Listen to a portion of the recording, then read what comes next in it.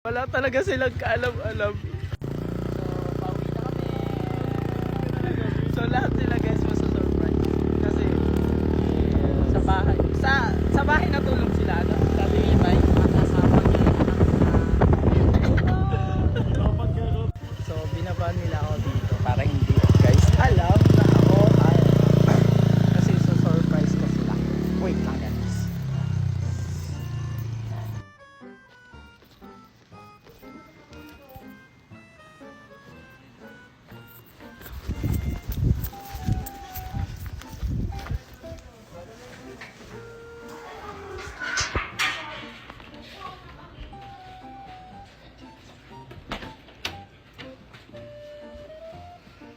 So ayan guys, andito na ako. Andito na ako guys. Wala ko ka lang. Excuse me. Excuse me po. Sige, mami. Ay! Tagay na po. Bakit? Wala! Nakalagay si Vincent! Vincent ko! Hoy, sabi ko hindi ka pupunta dito. Ano? Uy, alam niyo ba guys?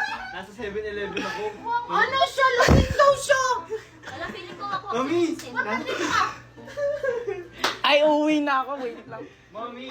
Ano? Ba't hindi ka pupunta dito? Hello! Sit down! Ayun na guys. Uy, akala ko. Hindi ka pupunta. Ate Mima.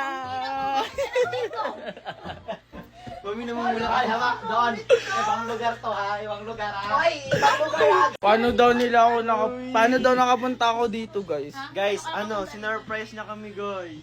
Oh my god. Akala ko. Di ba sabi niya December pa daw siya pupunta? December. Ay, akala ko ba ano na ba uwi ka ngayon? ng Mindoro? Hindi na nga ako Ate Mimay. Sabi mo, uwi ka ng Mindoro. Bakit ka nandito? Si Angel. Patayin ko to si Angel. Sige. Akala ko ni Patayin ko si Angel. Kumain ka na mag-mag. Si Makoy guys.